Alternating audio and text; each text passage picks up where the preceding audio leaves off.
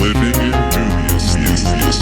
It is your call. It is your game. It is your creation. Oh my god, they're so indubious! You have to have an optimal theory for playing the game. Whatever you focus upon becomes your truth.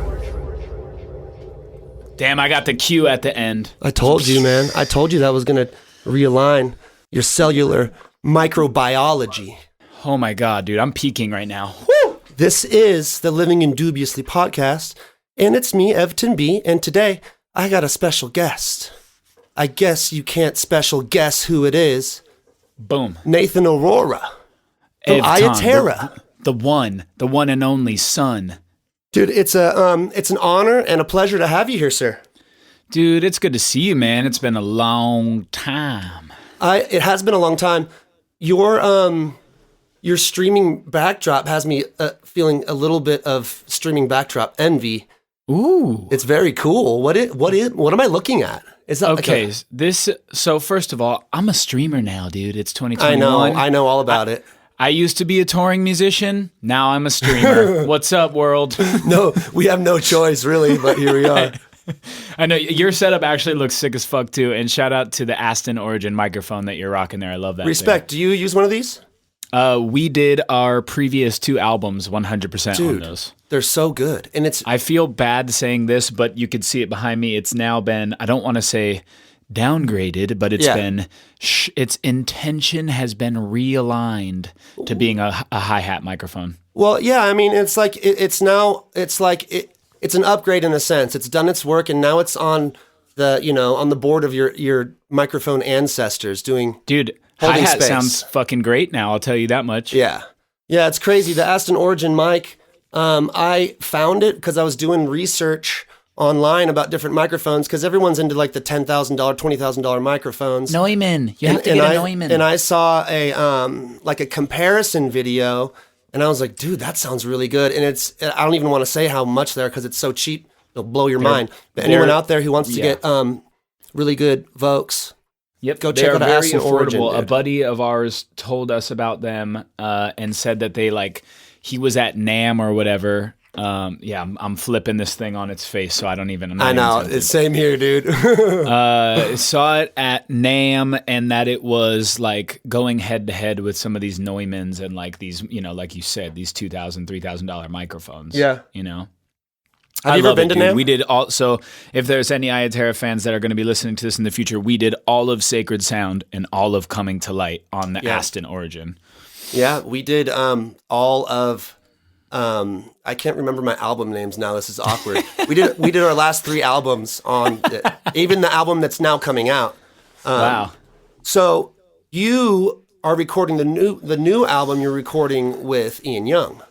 Yes, sir. That's actually why I bought this AKG, because this is what he uses in the studio. Yeah. And I was like, the album's done being recorded now, but this is what we used in his studio. He rocks the AKG, and I'm like, dude, my voice sounds so good through that. I've always struggled because I have this really weird, mid-heavy vocal. It's really hard to, and I'm loud. I'm one of those guys that's I feel like you guys are probably loud singers too, I'm so loud, bro. And so it's harder for us to get a good vocal sound because we're going to peek out the mic and we're going to have to get things right, as opposed to some singers, they're just beautiful and they get this full body because it's soft, calm vocal. So anyways, I love the AKG, so I'm just going to buy one. And so that's what you're using now. AKG, does it have a model number or something? Yeah, it's a C. There's probably a proper way to say it, but it's a C414. Okay. But yeah, C4, like the just stuff that's going to blow up. It sounded good. Boom. Yep, there you go. Cool mic, though. Really cool mic. I'm going to check it out. It's probably not like Aston Origin cheap. It's a little, there's a couple extra buckaroos, but it's not like Neumann either, where you're going to have to sacrifice, your firstborn to trade it or something like that. Yeah. Totally. But dude, it's good to see you, man. It's good to see you too, bro. It's been weird not having you come stay at my house every 6 months. You have a cool fucking house, man. Thanks, bro. Yeah, it's really cool. I remember when we were there, it was freezing cold and snowy, and you have the Airbnb hang, right, in there? Yeah, we got the Airbnb. It's still snowy. I'll show you right now. Nice. Hasn't been snowy the whole time, but it just got snowy again. Nice. It? It kind of yep, I see it. It's snowy, dude. It's so nice, dude. Me and my fiance are talking about moving up to the mountains, so we might be some snowbirds here pretty soon. Congratulations on your was it nuptials? Is that the right term? Or on your engagement? Congratulations. Yeah, I've never heard that term. It sounds funny, but thanks, dude. I'm really excited, man. I'm really looking forward to it, and I love that woman. She's you guys a good are one. a beautiful. I mean, it seems like you get along really well too. I don't know her very well, but you guys are a beautiful looking couple. You guys match Thanks, very well. dude. Thanks, man. You're we both very pretty. You're married, right? We're I've been engaged for like 3 years, but I'm actually getting married in April. We're getting married in April. Good shit, man. So is Tanner, our drummer. Yeah, good for him. He's April too. Me and Katie are October, but yeah, man, we, probably like, you and your lady, we've been through the ups and the downs. It's 5 years going on 6 now. So it's like, there's just, it becomes hard to imagine a life without, and so just grateful. And I feel like we've helped each other through like tremendous life shifts and like just wild changes in personality and social structure. And we've just been through so much shit that it's like, it feels good to know that this is going to be your partner for life and you're going to tackle things together. For sure. Yeah. There's truth in that, that saying. It goes like, behind every great man is an even greater woman. It's a little bit of a dated sexist saying. It's like, stand behind me, woman. It's a little patriarchal for my liking. But it's true. I believe that these basic things like, having a loving, supportive relationship and, having, financial stability, being able to feed yourself and having, self-care practices. These are like, these are necessities. These are foundations of places that give us that like comfort that we can return to so we can go out and do crazy shit and be rock stars and, Absolutely. Try to change the world in our own, crazy way. Absolutely. And just knowing that there's someone that like you trust with your life, and like you trust, like I could be at my she's seen me at my most vulnerable states where I'm stripped of all fucking ego. Like all like, you really just look at yourself through a magnifying glass, all the bad, all the good, all the mistakes you've made, all the good that you've done, and know that someo's going to love you for that. That shit is fucking crazy to me, man. That's real love. It didn't become that until the last year, we'd been in this relationship and we were kids when we met and everything. And so it's just like a great realization to realize like, oh my God, like we're growing together, like we're maturing together, we're finding our life paths together. And like the fact that they've become so intertwined and that we're consciously making that choice for the future is like, it's a very exciting thing. And that's been kind of the beauty of COVID, Yeah. It's like, that's your album name. The Beauty of COVID. Yeah, that's what it was called, right? Yeah, it's like we're all kind of been forced to like sit in our relationships and like not just experience the good parts, but sit through all of it. It's like the power in just sitting and experiencing what things are and not having the ability to run away and distract ourselves with a million things that we can distract ourselves with has been, really potent medicine for me and all my relationships. Even my relationship with music, my relationship with myself, my relationship with my kids. It's like, it's this like real potent way of kind of working out the kinks. And either, a lot of people are getting separated because they're realizing it wasn't aligned, but the ones who are aligned, it's bringing us closer together. Would you agree with that? Yeah, man. I think it's fucking crazy too, because like you said, it covers the entire spectrum of all your relationships, even things you didn't think about. And I think it manifests itself in our personal lives in like, that's the microcosm, right? It's like your family, your job, your living situation, but then also in the macrocosm, I think I'm using those terms correctly, but like your government, your country, your government's regulations, like it's all of these things that we're forced to look at and not run away from. And that's why you see problems in the social structure of America, in the social structures of the world, but also in people's family social structures, right? And like in their jobs, people are leaving their jobs. Like It's crazy as fuck, man. And it would be a lie for me to say that it's all been great and that everything was aligned. I'm working through each thing pops up and goes, hey, look at me now. You have time to look at me. Do you like what you're doing with me? Like in terms of each relationship that I have, whether it be music or family or friends or anything. I feel like I've walked through this last year facing each one of those things at its own time. Like, and it'll just sprout up and be like, oh, there's some work to do here. Or, oh, this is great. Keep running with that, But I see that all over, and I think it's crazy, but it is beautiful. And it's like the kind of growth that requires a little bit of sweat, blood, sweat, and tears. You know what I mean? None of it is just like, hey, man, we were locked down for a year, and I had to rethink my job, but it's all good. You know? Like, no, it sucks, and it's scary, and it's hard, but it is for the greater good, I believe. Totally, man. I mean, it's like there will never be without that contrast and pain and full range of a human emotion. Mm-hmm. But for me, it's been fine-tuning my relationship to it.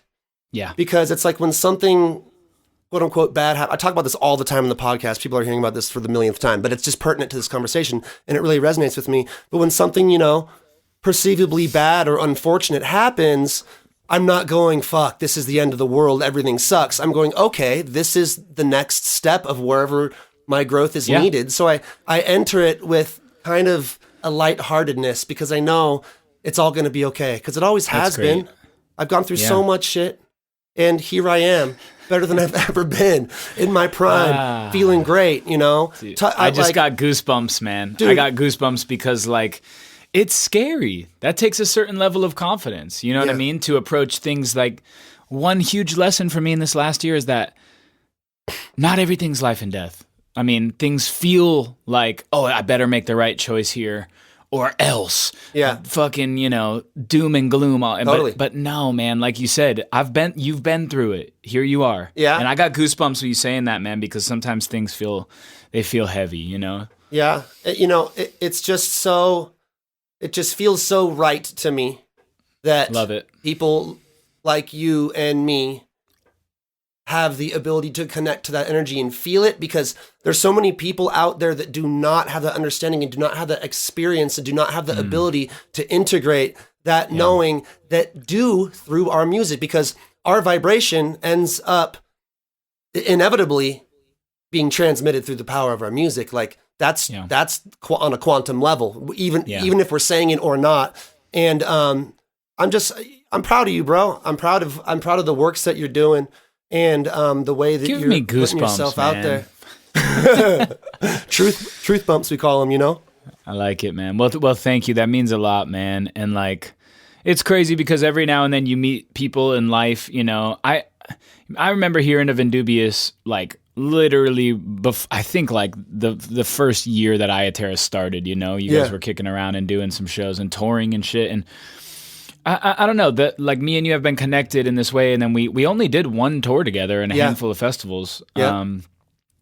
But it's nice, man. And me and you don't chat all the time, but it's like when we do, it's nice, man. And it honestly, I do feel a good connection to you and your brother. Thanks, brother. And the music, and it's good, man. Same way, man. It's interesting, you build a connection with someone and then you get to kind of witness them from afar through social media. And it really does give the feeling like you're staying up with them, even though you don't talk a whole lot. But, I'm just watching, I've been watching what you're doing, with the music, and now with the YouTube show you're doing, Songs from Scratch. Yeah, dude. Is that the correct title? That is the title, dude. Yes, it's so dope, bro. It is. It's like a completely original idea, I think. Right? Thanks, man. Well, I was it is, but I was surprised that no one else was doing it. It it's almost crazy, feels good crazy idea, that, dude. I mean, I'm sure that there is, but in our little pocket of genre in music, no one's really doing it, man. So I feel blessed. I mean, I just had this idea because I've been producing music for a long time, and I'm not the best producer in the world, but I'm fast. That's the thing. I can work fast. I'll be, and I'm sure you guys are the same because you and your brother are tech guy. Even just the way you guys operate on stage, I'm oh, there's some shit happening on that stage that I have. It's above my pay grade. When you guys running Ableton and shit, and all the tech stuff. So I'm like, okay, well, I can be in there, and I've put together songs real quick. And so the idea of the show is not necessarily like, hey, here's how to produce. We're going to EQ. We're going to mix. We're going to compress. It's more just about the writing. So Yeah, it's totally. Like, oh, we can I write got that and get from shit tracked watching. and get a song front to back in an hour or two. And I also feel blessed to just have these musical connections like yourselves that like life just kind of gives to you as you progress on your career. And we've toured with so many great artists that I'm like, dude, these are awesome connections that I would want to showcase to fans, because as fans of the music, they're like, dude, I want to see Indubious and Iya Terra collaborate live. Why would you not want to see that if you're a fan of both artists? It's fucking rad. I would watch that as a fan. So it's been a huge learning curve, though, learning how to like, dude, I've never, like, working with every artist is so different. You know what I mean? And so it's like being the host of the show requires this weird flexibility of me to like, I'm just like getting into the Indubious energy for that episode, or like the Iration energy. And like, it's been crazy, but it's been a really cool growth experience for me, like personally too. So, you know, it just seems like technically it seems like a big feat, because they're having to record it. How are you getting the stems from them? Because they're recording shit on their side and they're sending it to you in real time? Yeah. So that's bizarre. It can range from like as simple, like, because, you know, not all artists know how to record. That's just the bottom. There's so many gifted songwriters and singers and artists that never dabbled into home recording. They just go to a studio and make these amazing songs. So I've had guests on there that are fairly simple, and so I walk them through the little quick recording process, and we keep the setup super simple. But then I've had guests on like Ian Young, who literally was like 7 cameras, tracking live drums, like dubbing and mixing remotely. Like, it was fucking insane. We did like probably 6 or 7 hours of sound check in total to prepare, and then his episode was the longest yet. It was 3.5 hours, and by the end I'm drinking beers because this song was sounding so good, and I'm just celebrating on the show, and we're dancing and shit. So it can be very simple or a little bit more intense in terms of like the setup, but essentially all you need is something that splits your output, one going to yourself so you can hear what the fuck's going on in your DAW, and one going to the stream so all the viewers can hear. That's all it is. So it just requires a couple installs of some things, and I'm doing most of the labor in terms of the recording and stuff, and then I encourage the guest to just like essentially be the producer who's in the room like, yo, we should speed it up or slow it down, and then it comes time to track their part, like either their verse or their guitar or like their instrument, and then they just record it on theirs, bounce me out the stem, I fly it into my project, and we're good to go. Crazy. So you're using like Soundflower? Soundflower, exactly. Yeah. But dude, I'm like, so I just started a Twitch this last week. It all started last September with Songs from Scratch. That was the idea. It was like, I'm gonna do a weekly show, you know? But I really enjoy live streaming. It's really fun. And so a couple of friends of mine who are like video gamers, I've never really been much of a gamer. They were like, dude, you should check out Twitch. It's like this crazy community. Yeah. So I got on Twitch. I noticed a lot of my favorite musicians are on there. Most of them playing video games, but they're streaming. And so it's like you're hanging out with your favorite artists. Totally. You know? Totally. I don't even watch video games, but I'll watch their stream and be like, this is fucking cool. Like, I get to see who this dude is when he's just kicking it, you know? So what do you do on your Twitch channel? So far, since I started it last week, I did a pop punk cover, like a Blink-182 style I saw cover. something about that, Yeah, of an Iya Terra song, and then I've done 2 sessions where I'm working on a cover of Comfortably Numb by Pink Floyd. Interesting. So I'm just producing music. I'm just hopping on. I'm in the little window. My Logic is up in the window, and I'm just making music and hanging out with viewers. You're a productive human being, huh? You like to do shit. Bro, I'm 24 hours a day, and that's been another lesson that I've had to sit with in 2020 and be like, yo, like, where are your priorities at? What's most important? You know, straight up, my therapist was like, yo, like, you need to, like, there's sometimes what's urgent can cover up what's important. And that was like such a heavy line for me, because I'm like, dude, sometimes I stress so much about the urgency, even if it's like gotta go get groceries, right? Yeah. Like, yo, I need groceries to cook for the week. Yeah. That becomes like oh shit, if I don't do that, bro, like I gotta do that, you know? And it's like, that is not that important. I'm gonna live. What is important? Spend time with your family. Fuck the groceries. I don't care if you know, let's get takeout tonight. Spend time with the family. Yeah. You know, check in with the band. Make sure things are like, it's all about, for me, prioritizing, because I'm a very excited person. If I get an idea and I'm like, dude, I'm doing a fucking YouTube show.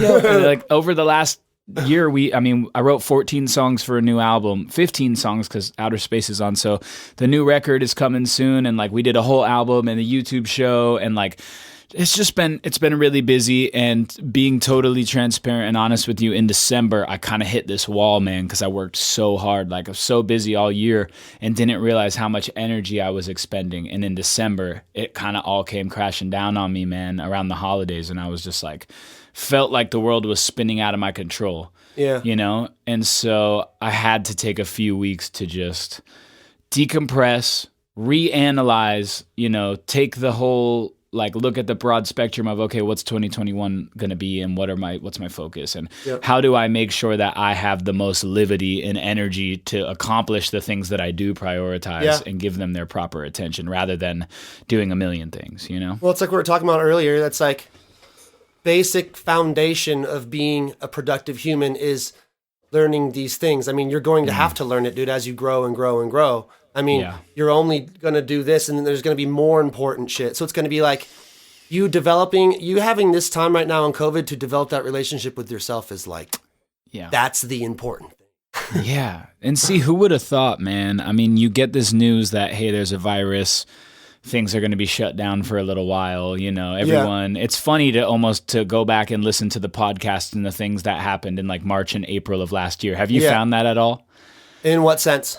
Well, you're listening to a podcast that you enjoy, and you like dig back into a couple old episodes, and it's like, hey, this one was released April 2020, and they're like, so what's the plans for summer? And they're like, oh yeah, we got this great tour, you know, summer. It's like, I think things will be open again by June, and we'll be back out there playing these amphitheaters. Like, no, bro, it's no one knew, right? Nobody knew. No one predicted it. At that time, if someone would have told you, like, man, this is going to be a long-term thing, you're gonna deeply sit with the relationship with yourself, with your family, with your job. Like, it was almost unfathomable for me. And I feel like I've done so much personal growth. And honestly, I feel like I've done such a cliche, man, but so much growing up in the last year, because as a touring musician, we're always on the go, man. And it's like, we think we're spending time with ourselves, but being in a bunk by yourself at night, that's not spending time with yourself. That's just catching up on sleep. You know what I mean? How old are you now? I'm 28. 28. Yeah. Still a and baby. It's funny because my lady always told me, like, yeah, shit really changed for me at 28. You know, I really started like looking at being an adult and shit. And dude, I've been one of those kids. Like, I grew up in like I've been playing music since I was 10. I grew up in like a scene where it was very much just like, dude, have fun, play music, like party, kick it, you know? And so to finally be in this space where it's like analyzing, like really looking at the future and looking at my priorities, like it's been a heavy shift for me, man, you know, but it's happening. It's almost out of my control. It was bound to happen because these emotions started coming up inside me, and I started looking at, okay, here's where I'm at. Here's what I want to do. And that's been like a big journey for me, you know? I do definitely believe and know that things come up for us in the time that we are ready to deal with them, and nothing more than what we're able to deal with, you know? Yeah. It's like, for me, I'm always calling in more spiritual growth and just more growth in general. And then I start experiencing these emotional things, and I go, what's going on? What's wrong with me? Why is all this stuff happening? Well, that's what you're calling in. You're calling in healing. That means stuff is going to come to the surface for you to deal with. So it's like, it's become a beautiful process of me experiencing healing and growth, and not like having this resistance to it, and like knowing that it's literally the thing that I want, but not dwelling in that space either. Also taking tons of time to just enjoy what I've built, bro. Like looking at my life from 10 years ago, like I'm sure you feel the exact same thing. It was actually, I wrote it down, something I was going to ask you, like, how does it feel to be where you are, man? Like, you're successful, bro. did you always know you were going to be, or did you have doubts? Did you grind? How has the journey been for you, man? Because it's awesome to watch it happen to you, bro. That's amazing, man. And thank you. Hold that, because I wanna get to that, but I wanted to ask you too on what you were saying. But like, how old are you, Ev? I'm 36. Okay, so you've got a few years on me.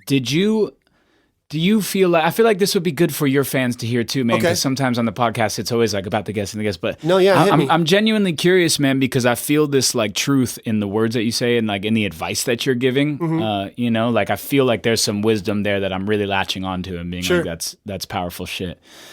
But like, did you experience any kind of shift like that in your life before COVID where you started realizing, okay, let's prioritize, let's look at the future? Like, did you ever have a similar experience to something that I'm just describing? Well, I mean, I've had all sorts of experiences. It's hard to latch on to them and really bring them all into now because I'm ever changing and ever growing. But, you know, thinking from my memory, when I was a little bit younger than you, when I was 27 is when I had my lung transplant. So, oh yeah, it was crazy, bro. Yeah, it was at like 27. I always assumed you guys were younger than that. That's wild, man. That's like full that's like adult your age level dealing with life shit.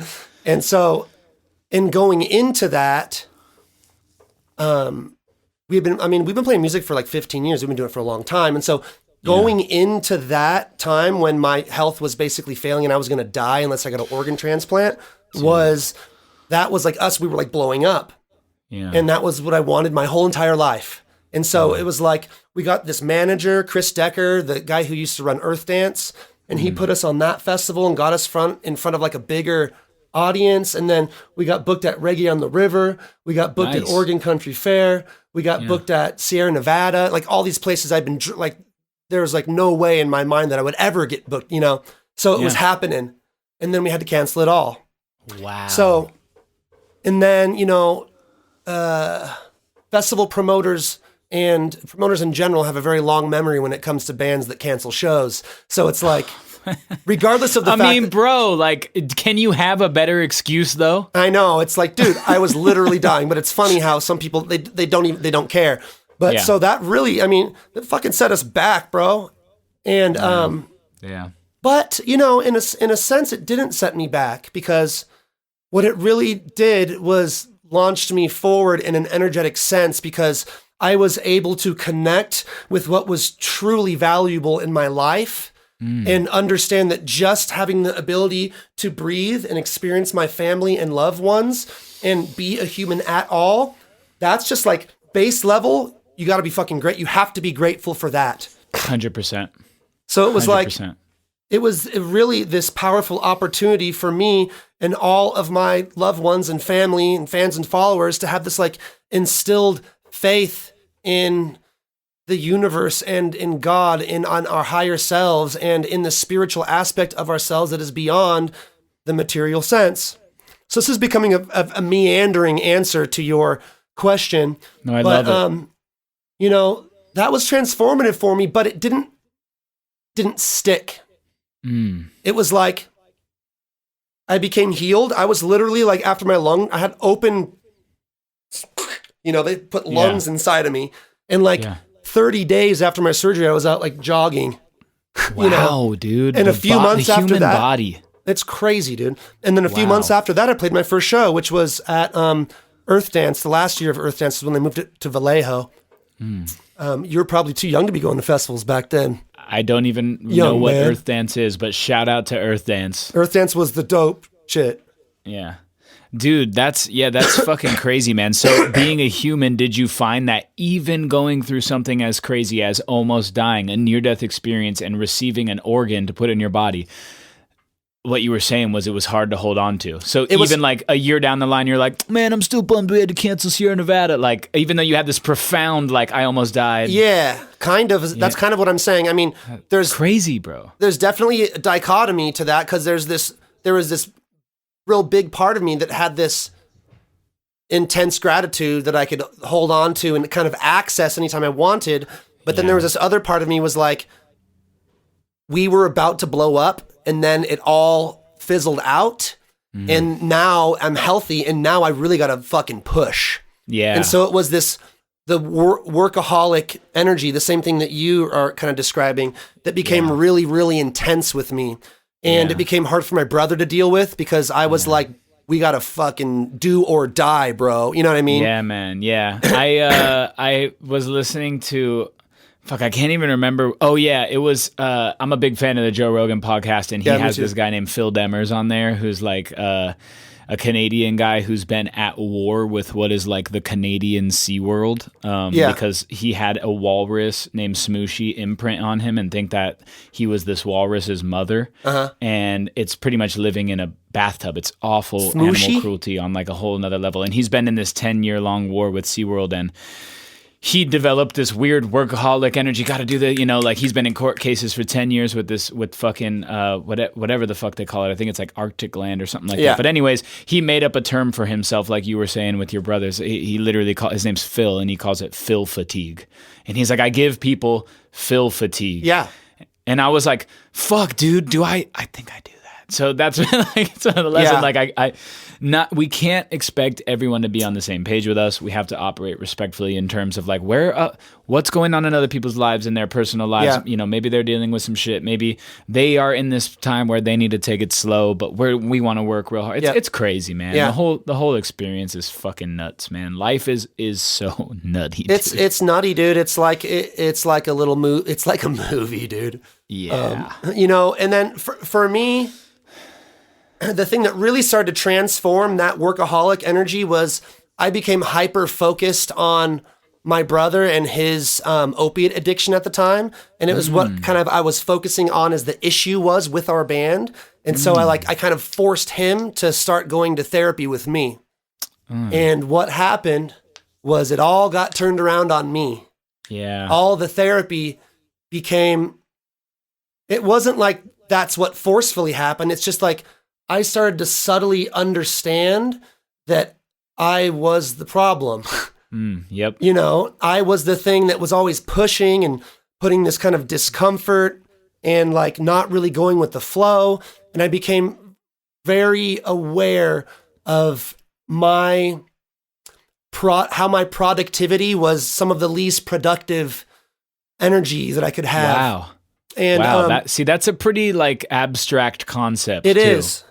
And it's hard for the modern rational mind to understand, but we talk about it so much on this podcast, our listeners do understand. For me, the thing that's been the most productive out of anything in my life has been releasing that energy of needing anything to happen and focusing and really digging in the gratitude of what's already going good for me. Great. That becomes the magnet in my heart that starts attracting everything to fall into place on its own, because I don't need anything to happen to prove to me that I am worthy. And now it all just happens. And so I it's love like, that, man. I don't grind. I mean, I grind in the sense that I have a lot of fun and I work hard on music because it's fun. Yep. But people call me, people call me and say, yo, you want to fly out here and do this? And hey, do you want to do this song with this? Like, I just kick back. That leads to a life of much more happiness, much less stress, much more like gratification in the endeavors that we take on, right? It does. And not only does it lead to more happiness for ourselves, but us being in that alignment and embodying that happiness becomes the magnet that ends up transforming the people that we love in our lives. Because it's like we can tell people to do shit all we want until we actually become it. We're not teaching anything. Yeah. And bonus points, the music's better. It is, yeah. Because you're not forcing it. There was this old David Bowie interview. I fucking love his interviews. And he was talking about the moment that you stop caring what other people think about your music is the moment that your music becomes good. God damn, yeah. What a profound thing that seems so simple to say, but so intense to understand. Because even if you're coming from a place where like, I don't care what anyone thinks of my music, like there's a certain level between like me and you not caring what other people think and like fucking David Bowie not caring what other people think. I know, it's crazy. Because we can have that attitude like, oh, I don't care. But then at the same time, you see some fucking troll online. Oh, blah, blah, blah, blah. And then you're a little triggered. Like, damn it. So you do care what people think. But that is a really profound statement. And I know in my heart that shit is very, very true. You know what I mean? Completely relates with what we were just talking about, what I was talking about of how like kind of releasing the need for anything to be a certain way. Yeah. It's like, that's the energy and like, because the need for something to create something for it to be a certain way is like, it's really a belief that's rooted in fear. There's fear that you are not enough. There's fear in this like kind of lack of abundance or, lack mentality as opposed to really truly living in faith. If you really had faith, you wouldn't care because you knew it's all going to fucking work out anyways. You know it's going to be okay. Yeah. You know that you're going to live on. Life is going to keep happening around you. Yeah, man. I know we're talking about the subject a lot, but I do think that that's a really important thing for even people who are aware of these things like me and you. It's still hard. It's still hard. Like, it's still, to me, every day a conscious choice to wake up and be like, abundance mentality, motherfucker. Like, don't fear about the things that you're lacking. You know what I mean? Even though we're aware and there's people living across the street from me that have never thought about any of this before. It's just eat, sleep, go to work, whatever. But having the awareness to be like, where's my anxiety coming from? Why do I give people fatigue? You know what I mean? Like, that's... Totally. That's the craziness. It's important to say too, coming from, people like you and me that people look up to, is to like admit that the things that we know and are moving toward, it doesn't mean that we're perfect at it. I'm not near perfect. We'll never be perfect. There will always be room to grow. So far. And I think that's a common misconception, man, that a lot of people like hear the music, especially given the nature of the music that we play, and think, oh, this guy's a teacher. He's teaching me things. And that may be true, but even just because you're teaching doesn't mean you're done learning. Like, I am only singing about my experiences, not even saying, hey, I know this, I can help you with this, but it's literally just, as a musician, you channel the experiences you have into song. And so some people may be at a certain place on the journey where what I was writing about is a step ahead of where they're headed, Oh, maybe I can take this, apply this. We had a really long, but it is a very strange thing to navigate, to have people that look at you like, hey man, like, you seems like you have all the answers. And I'm like, brother, like, I am a fucking lost human being as well, trying to find my way through. You know what I mean? Totally. We had a really long conversation about this with Mike Love. We did a podcast with him a few months back. I need to go listen to that one. It was really... I can relate to that on the flip side of the coin. Like, there was a time in my life when I looked to Mike Love as a kind of guru like that as well, And now lucky enough to call him an acquaintance and like a friend. So some of those walls come down, when you're like, you go from being like just a straight up fan to being like an acquaintance. But I was on that other side of the coin. Yeah. I would have literally been like, Mike, I'm going through this, man. What do I do? And then at the same, Mike would just be, I'm a human, dude. Like, I don't know, but he's dealing with his own family, his own faith, his own friendship, his own relationships, trying to make sure his life is okay, Yeah, he really embodies his last name, man. I mean, he is a guru in a sense. He's a guru of kindness. He's a kind human, man. I fucking love Mike Love, dude. Really cool. He's such a good dude. And I have kind of put him on a pedestal because of the energy that he kind of resides in, it's so powerful and such a bright light. But we just got back from breaking arms with him. What's that? Breaking your limbs with him. Yeah, we just got back from breaking our limbs. I saw that. We drove up to Washington to record a music video. And dude, it was so fun. It looked fun. It was literally just us being super silly and playing in the snow and like having a fucking adventure day. Love it. And like he was so on board, Yeah. Dude. Sorry, man. My voice, I actually lost my voice for like 5 days. I couldn't talk. Just You're now podcasting too hard, bro. You're podcasting at an extreme level. I've taken 2 weeks off because I couldn't talk. But this is my first one back. So. Okay. Well, shoot, man. Sound good to me. When you said like you guys messing around, being silly, having fun. Yeah. There's this experience that I remember of us on tour together in St. Paul. Do you remember that show? I remember that show incredibly well, and I'll tell my story after you tell yours. I don't really know if there's much to tell on mine, but I felt that was a bonding moment for our two bands. I don't know what it was about that show, but I remember like the loadout in the street and us being really goofy. Like I remember you guys' drummer Corey at the time, and he was out in the middle of the street. I think he might have gotten drunk. I'm not sure, but everyone seemed to, for whatever reason, kind of let their guards down a little bit, and we just had a really silly, fun time that night. Yeah, I could tell you exactly what it was. Okay, please. So I was going into that tour like so super sober. No caffeine, no alcohol, no weed, no sugar. I was like vibrating, like super high. And then I got a cold and I started to lose my voice. Obviously, I'm prone to this for some reason. Yeah. And so that show was a show I decided I'm going to take a sip of some whiskey to help my vocal cords. I knew it was something like that where inhibitions were lower than usual, and it was fun. It was so fun. It was fucking fun, and it was magic, and a portal opened that night. And I remember like being kind of drunk, like my one sip of whiskey turned into like I'm drinking a glass of whiskey, you know? Yeah. And I'm playing the show, and it just so turns out that Uncle Joe and a bunch of the Shangri-La tribe were there to watch the show. Yeah. And I was like, dope, well, I'm drunk. This is interesting. Yeah. But it ended up being like the best show that, in my opinion, that we played on that tour.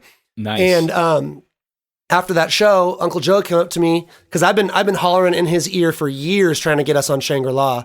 And he like, oh yeah, I don't know, and he came up to me the other night. He's like, hey, I had a spiritual experience when I was performing, and I looked at him and I saw that he saw what I saw, and I was like, I had an intuition. I was like, he's gonna come invite us to be on his festival tonight, because I just knew it. And he walked up to me, he said, hey man, can I talk to you for a minute? I was like, yeah. He's like, so we might have a slot opening at Shangri-La. I was like, yeah, I know. He's like, you know, you already know? I was like, no, but I know. I knew you were gonna come. Told you. I knew you were gonna come tell me that. Yeah. And that was the beginning of our friendship, which really blossomed. Like that opened us up, our whole Midwest fan base now, which is like our biggest fan base now. Great. I mean, we don't get to play shows anywhere anymore, but back when we were playing shows, we were driving out there like at least 2 times a year. That's fucking awesome, man. Yeah, that was the first time we met Uncle Joe too. And then we went to Shang the same year, right next to each other. And it was funny because in the middle, we have like where all of our music is on basically a click on Ableton. So it's like our set was exactly 60 minutes long. Yep. And then in the middle of our set, Corey's snare drum broke. So we had to get a new snare head on. And so we ended up being like 3 minutes over, which cut into your guys' set. And we're like, what's up, Shang collab? We're playing, you guys are playing. It's just awful. And Ben was not happy about it, but you know. Oh, God whatever, bless Ben. Bless his heart. That was a really, that's fucking awesome, man. That was that kind of night for you. I love to hear a little backstory because to me, it's just this fun memory. I just have a visual of us in the street. I think we were singing and dancing or like just being fucking silly. That makes sense. Yeah, I don't really remember it, which is a good sign that it was probably pretty boisterous. Oh, I do kind of remember it now. Yeah, and there was no like, it wasn't even like a packed show. I think it was like 40. No, there was probably more than 40, but it was like that whole tour was crazy, man, because it was our first time headlining in the Midwest. And like, I just remember being on that Midwest tour. Shout out to all the Midwestern folks that listen to your podcast, dude. But a whole goddamn month in the Midwest, in the middle of summer. It was cold. Hot, it was humid. It was flat. Yeah. And I was missing home really bad. It was an interesting one. It was like you guys, I mean, this is the beginning of you guys really blowing up. And in our minds, we're like, fuck, dude, we get to go on tour with Iya Terra. These shows are going to be packed. And then it really wasn't, you know, which is, I mean, it's a vulnerable thing to say out there, but, you know, because people hold all bands that they like in this high regard. But that was a little bit of a humbling tour in some senses, but that was by far the most productive tour that we ever played because of the connections we ended up making. So it just goes to show you to not get attached to the don't get attached to the turnout as much as you do. Especially you have to be able to expect things like, I know you guys were supporting, so like in your mind you're like, oh cool, like these guys are going to draw huge, but for us we're like, holy shit, I'm terrified. We're bringing a support band and we're going to go headline in fucking Omaha for the first time in St. Louis and like these crazy markets where like, dude, I grew up on the West Coast. I never left the West Coast until I started touring. Like grew up a poor kid. I never left my hometown. And so like going to some of these cities to play music is still like mind blowing to me. I'm like, holy shit, we're in Louisville, Kentucky. Like I never thought I would be here. You know what I mean? And so you're right, extremely humbling and extremely terrifying as a band to go out there to the Midwest for a whole month and be like, I really hope people come to these shows. You guys are doing, and thankfully fantastic. Since then we've been back a handful of times, and it just by the nature of doing what we do, there's a couple more fans every time. And so shout out to the Midwest because it's really grown, and same for you guys. You say it's become a great market for you guys, and the Midwest is dope. It shows a lot of love, and my mom's from there. I had no clue how dope. I had total preconceived weird notions in my head about the Midwest, and then I went out there and it is like heady family out there, dude.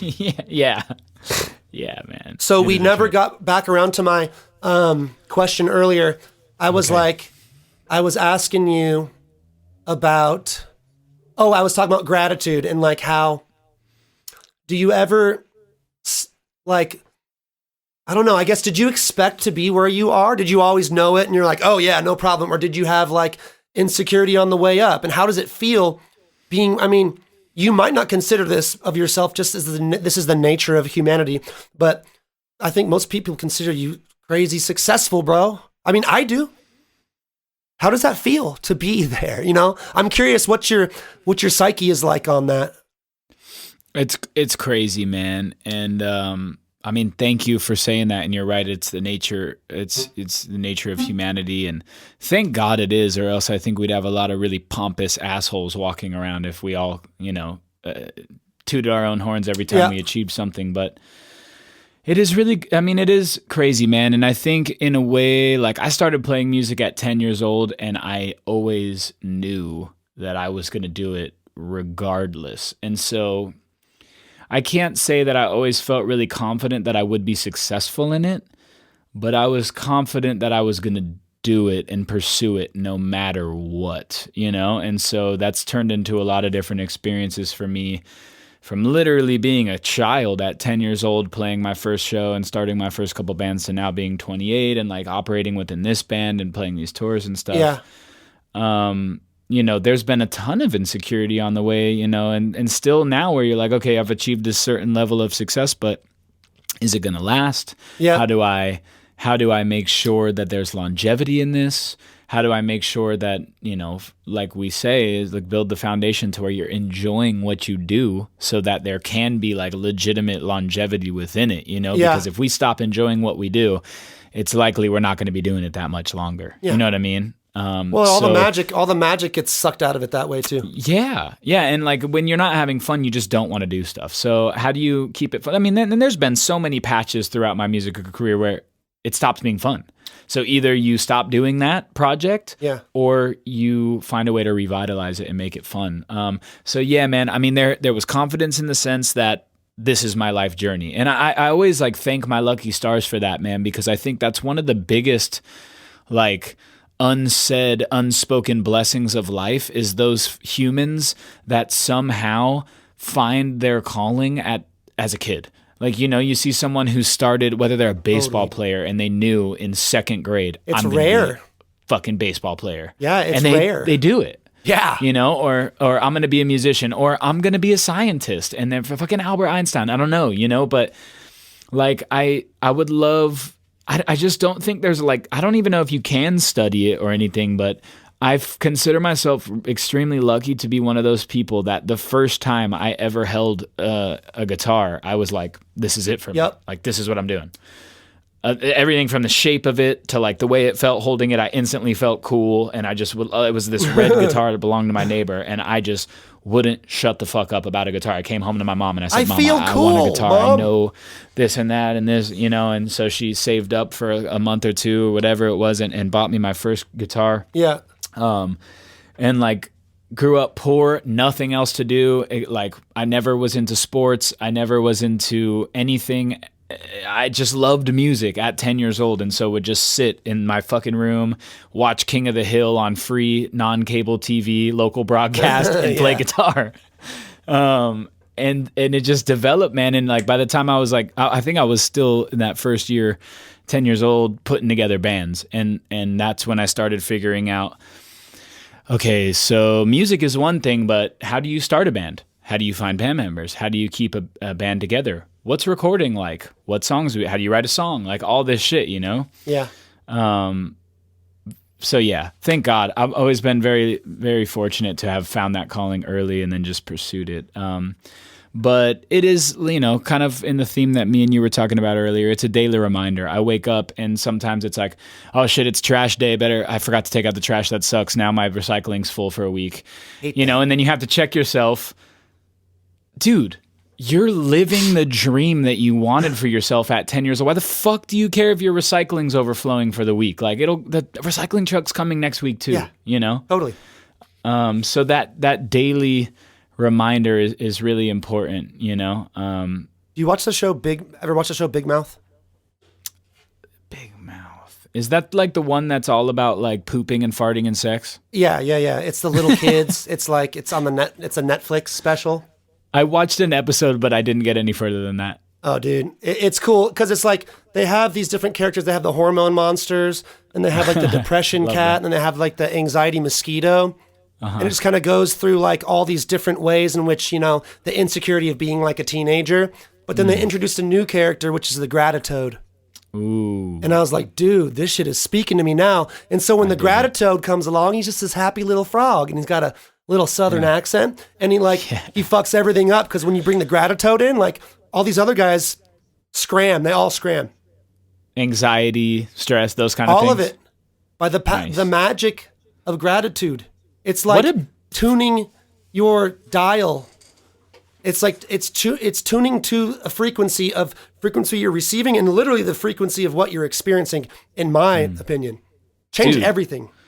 I didn't know that show had morals because I watched it and it was just like, I'm going to shit my pants. Blah, blah, blah. And I was like, but yeah, it's a little much. It's a little much. It's hilarious extreme, though. It has a good moral. It does, bro. And I love it's a profound message, man. When gratitude comes in, all the other bullshit goes out. The Gratitoad, baby.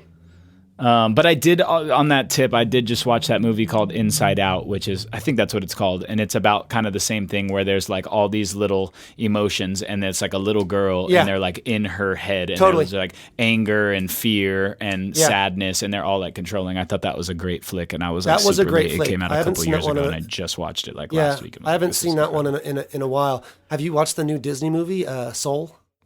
It's good, dude. I need to watch it again. I need to watch it. It took me like 3 sittings. I fall asleep really fast because dude, like I'm going, right? So when it's time to like watch shit, that's like end of the day. Yeah. Mellowing out, preparing to go to bed. So I throw on a movie and I think that was a long movie, like 2 hours. It felt like it to me. Yeah, something like that. And I'm watching like 45 and then I'm out for the night and I wake up in the morning and go, oh shit, you know? Yeah. So better finish that. I've been watching Big, the Tom Hanks movie for like 4 nights consecutively. Right on. Yeah, that movie's good too. Yeah, that Soul movie blew my mind, dude. It blows my mind how it seems like the collective consciousness, the collective awareness around spirituality has shifted, dude. Like, even in a Disney movie, I thought the same thing. It was almost like spooky because you're like, this is like some psychedelic shit that's on Disney now. Yeah. It's which like is teaching awesome. little kids. But I also feel it in the darker sense too, where there's like, they're doing that about like aliens and like politics. And did you watch Isle of Dogs? No. Yo, that movie is fucking crazy. Just check that out. I think it's on Disney Plus too. It's an animated flick, but the way that they're introducing these super heavy concepts like psychedelics or, you know, government control or aliens into like the mainstream when like before it was kind of just underground shit. Like I don't know if it's good or bad, but it's crazy. That's all I'm saying. Is like even watching a psychedelic Disney movie, you're like, this is fucking dope. I'm happy this is being brought to light. But it's still like when I was a kid, it was like, I don't know, you know, Lion King and shit, you know? Yeah, you know, and regarding good or bad, my my grandma had a saying, it is what it is, therefore it is the way. Good and bad are relative concepts. I mean, even the good is good, but sometimes the bad is the best because it teaches you the things that are the hardest. Wow. So it's like, it's all, the collective energy of humanity. We're all pointed in one direction here together. It's really easy to look at things in a global scale, especially through the eyes of the news, and go, everything is fucked. Totally. I don't really even watch the news. I don't believe that everything is fucked. Not even close. I think things are getting better than they've ever been on an exponential level in the way that people are waking up and having awareness, and the way that things are collectively as a society moving towards just general betterment. My faith in that is unshakable. So it's like, that's great. Good, bad. That's extreme optimism there. I can appreciate that. And I think the world desperately needs that mentality to operate, and to progress. Yeah. Yeah, for me it makes sense, because it's like I said, it's like tuning your dial, your frequency dial. It's like, if what you wish to experience is a world in which everything is getting better and better, then you better find the ways in which it's getting better and better. And when you tune yourself to that reality, you're going to be really good at picking out the ways in which things are getting better and better. And for me, that's been the most powerful muscle that I have built, is my ability to positively tune any situation. I mean, it's kind of annoying sometimes for people who, like, my brother breaks his arm, and I'm like, well, what's the lesson, brother? What's the lesson here, buddy? Oh yeah, we never told the story. We went up to Washington, and we were doing the video with Mike Love, and it was the last scene of the day. Last scene, we did the whole day. We had a whole thing, and we're going to drop Mike off. And he said, hey, go up this road right here. I'm going to show you guys something. And there's a frozen lake. Yep. And so we're just out there messing around, playing on the frozen lake. And then Tim Cash, the videographer, he's like, all right, guys, last scene, walk towards the van. And so we have a drone up in the sky. And then the last scene, he slips back and tries to brace himself with his hand on the ice. I saw the look in his face, dude. And I didn't say this, but I could tell instantly that he broke it. I knew it. Was it his wrist? It's a small bone in his hand. It's like a little tiny bone in your hand. Poor guy, man. I wish him a quick recovery. I broke my wrist in 6th grade. It was fucking awful. Dude, was it so painful? It's so painful, dude. I mean, I was in 6th grade, so I feel like the level of pain that I had experienced at that was by far the worst, but it was awful. I remember sitting in the emergency room, and they made me wait, and I was just holding it while it like dangled. Yeah. Yeah, I fractured my wrist snowboarding like 3 years ago. Oh. And I don't know if this is true or not, but it felt like more pain than I experienced during my lung transplant.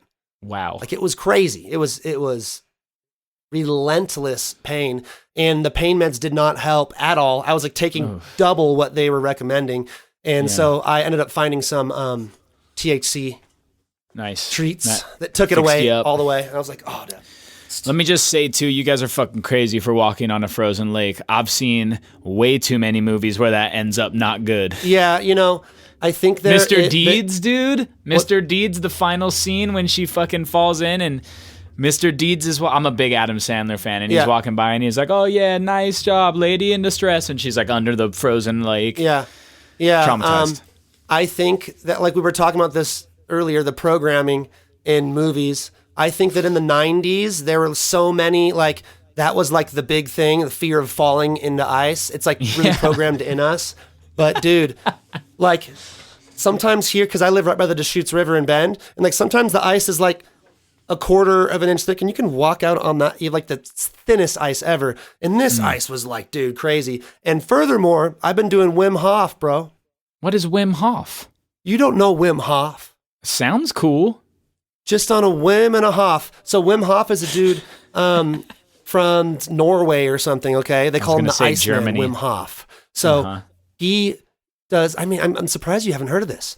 It's super popular. And so he has this breathing, it's like kind of like holotropic breathing. You can do kind of breathing to release DMT in your brain, which is like super dope. And I do it every day because it makes me feel fantastic. And then the other part of the Wim Hof method is cold plunges. Oh, he's the guy that jumped into the freezing cold Arctic shit every day, sir. Right? Yes, sir. So I've been taking ice cold showers every day, bro. So I ain't afraid I literally went to the lake because we were going to try to break a hole in it so I could jump in. My God, dude, you're a wild man. I've done the cold shower thing before because I've heard that it helps regenerate muscle fatigue. It's fucking hard. So I've done that, but you will not catch me in freezing cold water in the lake. Yeah. I will stick to dry land. Thank you very much. Yeah, we went there with the intention of doing that, and then we couldn't break through the ice. Like, yeah, thank God. We would have you needed just break a chainsaw. through each other's bones. No big deal. Yeah, it was so hard that we literally broke our bones on it. Oh my God, dude. But you know who's super into Wim Hof is Scott from Stick Figure. Oh yeah, they've been doing all the cold dip plunges, ice things in the recording studio. Yeah. Oh, in the recording studio? Well, like out front, like Yeah. they've got like this little like smoker's garden area thing Yeah, where I've been seeing like elevators were working with Johnny Cosmic up there, and they were dumping bags of ice on people. Totally. Yeah. I saw a video of him promoting his like little hard kombucha drink, and he's like in an ice bath and he takes it out. Oh yeah.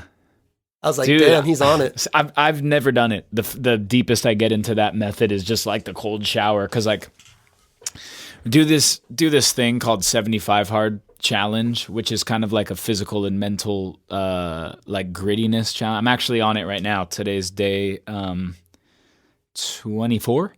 Oh, I think I say day 2. I'm like, badass, bro. I was getting... What, day 2? Yeah, it's like day 2. I'm probably gonna quit tomorrow, but like Yeah. whatever.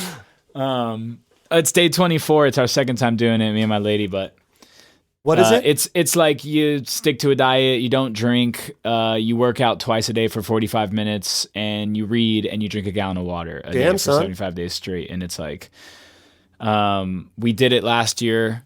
It really kickstarted me into like living a healthier lifestyle, you know, and then the world shut down, and I was really fucking healthy. Yeah.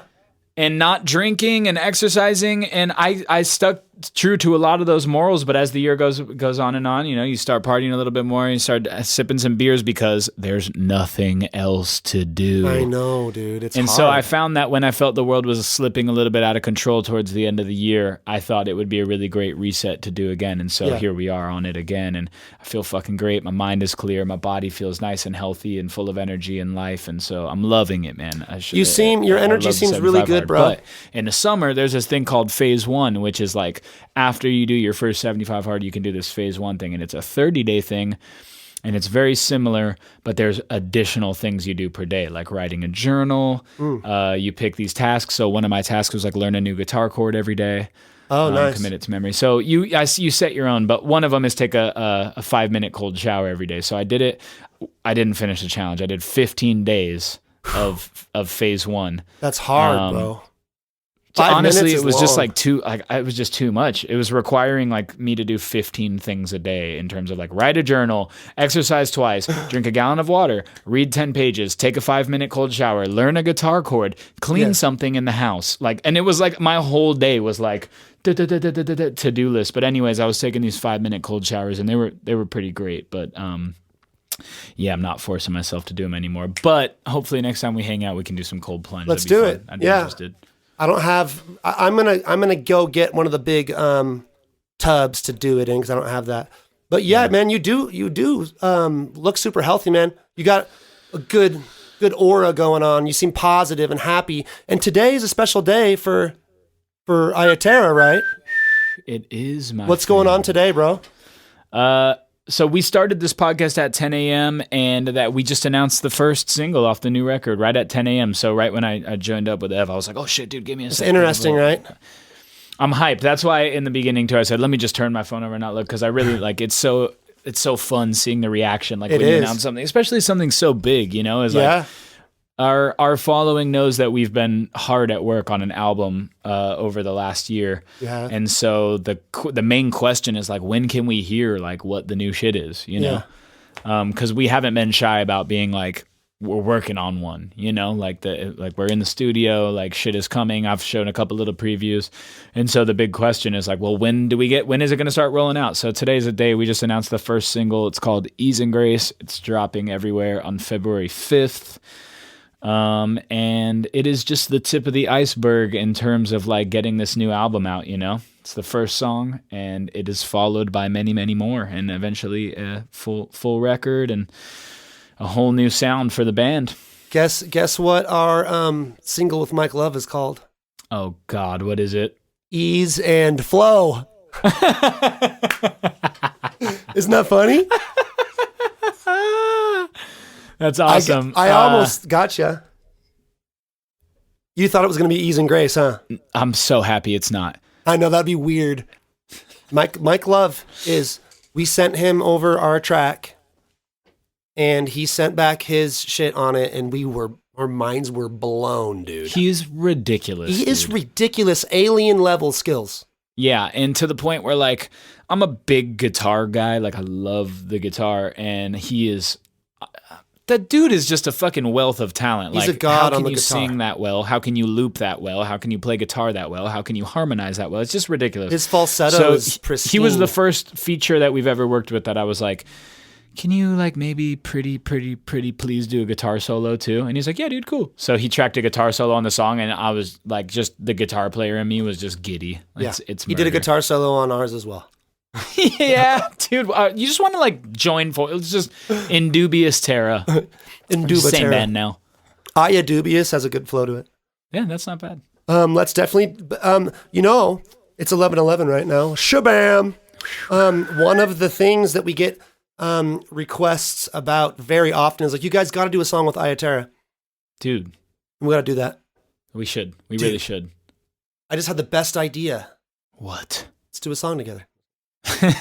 Dude, I mean, we both have these like remote setups too. That's been a big blessing of the year. Like I know you guys we went into literally, you guys are tech guys, you guys got the recording. Literally every member in my band has a home studio. So like we've just been writing and just going, Yeah. I just got this, the new Prophet 5, bro. I am nerding out hard. They're still making new models of the Prophet? It's literally identical. Well, it's not identical because it has a little bit of an upgrade. It's a remake of the one that they made in the 70s. Oberheimen. Is that what it is? No, it's Dave Smith Instruments, Sequential. That's another synth from those, right? Oh, you heard of those? Ober? The name sounds familiar. I'm not the biggest synth nerd, but I'm definitely becoming one. Got a Prophet now. So our friends Twiddle, you guys are friends with Twiddle. Yeah. Their guitar tech, who's become a brother to me, Kyle Travis, shout out Kyle, love you, bro. He got I think it was a Prophet. He got Ronnie James Dio's Prophet from the fucking day at Dio's estate sale when he passed away. He found it online for like cheap too. Like I think he got it for like a couple $100. That's fucking crazy, dude. And he lives in Vermont, so he called me and he's like, hey, dude, like, kind of crazy, but like I bought Dio's synthesizer. Can you pick it up for me? It's in LA. Oh, and so I was like, yeah. So I went to like this random fucking warehouse, get this road case that weighs like, I don't know, 250 pounds. It was so heavy. This synthesizer heavy, in its full on touring road case, but it legit had the fucking Dio touring crew stencil on it and everything, and popped it open, Ronnie James Dio. And so I had this thing in my apartment for like maybe not a year, maybe 3-4 months until we did a show in LA with Twiddle, and I brought it down for him and gave him his Dio synth. And then he needed our connect because we have a buddy who went to high school with my bass player, who has become like the synth guy. Yeah. He does like all synth repair for like Chromeo and Skrillex and like all these, and he does like programming for like Bruno Mars synth. Like he's just like a synth mastermind. He's based in LA. Shout out to Rob Rosen. Rob Rosen. So yeah, he's the Prophet guy. He's got like, there's like something ridiculous number. Like every time I go to his studio, he's got like 500 analog synthesizers just lined up, plugged in. Yeah. Just ready to go. It's a bug that you catch for sure, man. I'm grateful. This is like the biggest purchase I've ever made other than a car in my life. Wow. Yeah. I'm super geeked out on it, man. Is it on your new record? No, I just got it. The new record's been completed for a while. Wow. It's crazy how long it takes to release shit, man. Dude, it is. Isn't that Crazy. strange? It's like, it's the one aspect that bothers me a little bit, just for my own personal enjoyment. Like, I've heard this shit a million times. I just want it to be out. Just let it go. But I know. Things are the way they are. We're in the same boat right now too, but I can't wait to hear you fucking rip on that thing, man. A player like yourself definitely deserves a nice. Let's do a synth little like right that. now. You ready? Oh yeah, rip it.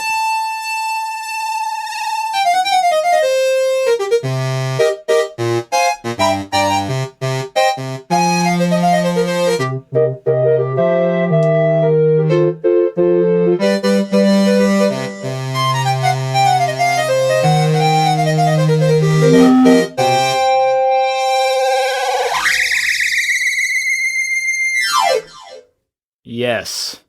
It's for fun. I got a video of you ripping that so I can post it and say that I went on your podcast. Cool.